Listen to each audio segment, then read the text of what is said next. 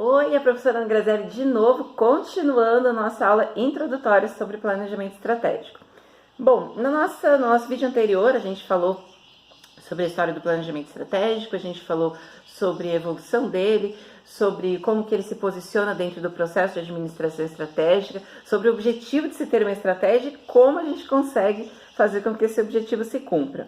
E aí, eu começo esse vídeo aqui refletindo sobre o seguinte: poxa, a gente já sabe o que a gente tem que fazer para conseguir atingir a lucratividade da empresa, que é desenvolver uma vantagem competitiva, algo que é melhor e diferenciado do concorrente. E sabemos que isso tem que acontecer de preferência no longo prazo, ou seja, tem que ser uma vantagem competitiva sustentável. Ok. Agora, como é que eu faço para fazer isso, hein, professora? Nesse mundo em que praticamente tudo se copia, todo mundo está fazendo a mesma coisa, é praticamente impossível encontrar diferenciais. Como que a gente faz isso acontecer? Bom, isso é um desafio, obviamente, para quem mexe com planejamento estratégico, né? Não é fácil. Aliás, não existe fórmula de sucesso quando a gente fala de estratégia, porque o que serve para uma empresa fatalmente não serve para outra. Existem vários elementos que explicam isso e que a gente vai falar ao longo da nossa disciplina. Mas eu gostaria de te falar algumas visões que existem na teoria sobre essa coisa de vantagem competitiva. A primeira dessas visões é a visão que vem lá da economia industrial, né, que é a visão das organizações industriais. Então, nessa visão, que é a visão do nosso queridão aqui, vou até pegar o livro dele para mostrar, a visão do nosso queridão Michael Porter, né?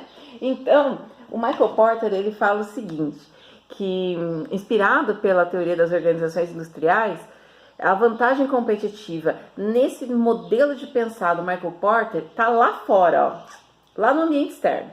Isso significa o quê? Que a empresa, para conseguir encontrar vantagem competitiva, tem que ficar olhando para o que está rolando lá fora, para o ambiente externo, e a partir dessa observação, se posicionar competitivamente em relação ao seu segmento de atuação, e aí, a partir disso, de enxergar como ela está posicionada no mercado, construir aí as suas estratégias. Pois bem, é uma forma de ver. A outra forma de ver é você enxergar isso pela visão baseada em recursos. Significa o quê? Que ao invés de você olhar lá para o que está acontecendo lá fora, você olha para o que está acontecendo aqui dentro da empresa. Então, no modelo da visão baseada em recursos, a vantagem competitiva não é construída olhando lá para fora e respondendo o que está rolando lá. Ao contrário, ela é construída dentro da empresa, pelos recursos que a empresa possui, e aí a gente está enxergando o comportamento proativo da empresa. Então, é ela que está fazendo para o pessoal lá de fora ver como é que é, tá certo? Essa visão baseada em recursos, ela acabou derivando outras tantas visões ou abordagens, né? Tem muita gente que fala sobre, por exemplo, a questão de competências, né? Conhecimento, inovação, tudo isso derivado, né? Capacidades dinâmicas, que é derivado dessa ideia ou são derivados dessa ideia da visão baseada em recursos, né? E que aí a gente pode enxergar, inclusive, de forma complementar, porque não tem que ficar esse negócio de um tá certo, outro tá errado. Quando a gente pensa de forma estratégica na empresa, talvez uma forma melhor de fazer isso seja integrar mesmo esses dois lados. Isso significa o quê? Olhar para o que está acontecendo lá fora e olhar para o que está acontecendo aqui dentro. E juntar isso dentro daquilo que a gente pensa, daquilo que a gente organiza para pensar a nossa estratégia, tá certo? Então, essas duas posições, né, a organização industrial e a visão baseada em recursos, é o que mostram para a gente, inicialmente, formas diferentes de se chegar na vantagem competitiva, tá certo? Agora, uma coisa a gente não pode deixar de falar também. Independente da visão teórica que você utilize, organização industrial ou visão baseada em recursos, rapaz, fazer planejamento estratégico é extremamente difícil, porque é muita coisa que a gente tem que parar para pensar. E a primeira dessas coisas, digamos assim, que a gente precisa parar para pensar, é justamente aquilo que é a característica ou o que caracteriza a empresa, que são as suas diretrizes organizacionais. O que significa a palavra diretriz?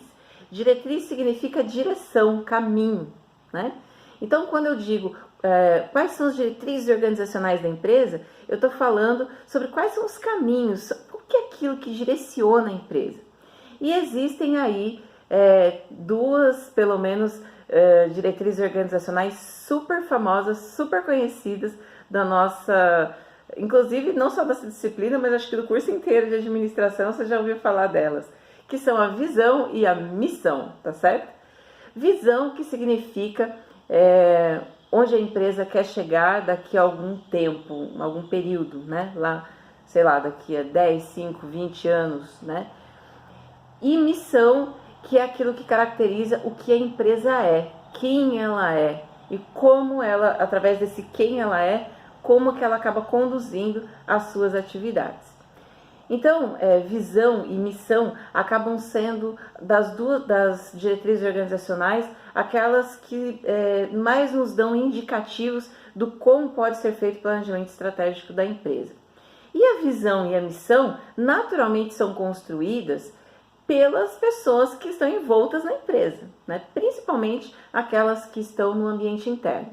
Então, geralmente, visão, missão, valores, principalmente os valores, eles surgem ou do fundador da empresa ou dos fundadores da empresa, e depois que a empresa ela começa ali a ganhar um certo corpo, né? Isso vai sendo dividido e construído de forma colaborativa e compartilhada com as outras pessoas que estão lá dentro. Então chega em um certo momento que quem escreve a visão e a missão da empresa são as pessoas que estão lá. E aí isso é um recurso que se usa para você buscar o maior comprometimento das pessoas com aquilo que está escrito, com aquilo que está sendo feito, proposto, tá? E aí a gente chega num outro conceito importante para a gente começar a pensar em planejamento estratégico. Essas pessoas que eu falei, né? O empreendedor, o investidor, o funcionário, como é que eles se posicionam dentro da empresa, né? Como que eles estão colocados aí diante do planejamento estratégico? E aí a gente encontra a figura dos stakeholders. Então, o que são, né, esses stakeholders? São as partes interessadas. Então, é aquele pessoal que de alguma forma influenciam a empresa ou é influenciado por ela de acordo com as suas ações. Por aí você já deve ter percebido que stakeholder não é só o funcionário ou o cara que está só dentro da empresa. Existem outros stakeholders também, inclusive no ambiente externo. Mas para falar sobre isso, eu vou gravar um outro videozinho, tá certo? E aí a gente vai descobrir quem são esses caras e como eles até podem ser classificados. Então, assiste o próximo vídeo. Não me abandona, não. Tchau!